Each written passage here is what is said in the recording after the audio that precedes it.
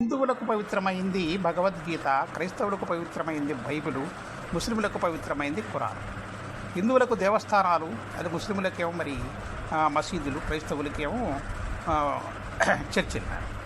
ఇలా ఏ మతస్థుడు యొక్క మరి వాళ్ళకు ప్రాణప్రదమైంది ఈ మత గ్రంథం, అది దైవ సమానమైంది ఆ క్షేత్రాలు ఏది మసీదులు కానీ మరి చర్చిలు కానీ దేవాలయాలు కానీ. వీళ్ళ యొక్క మనోభావాలు, ఏ మతస్థుడు యొక్క మనోభావాలు దెబ్బతినేలా మనం మాట్లాడకూడదు.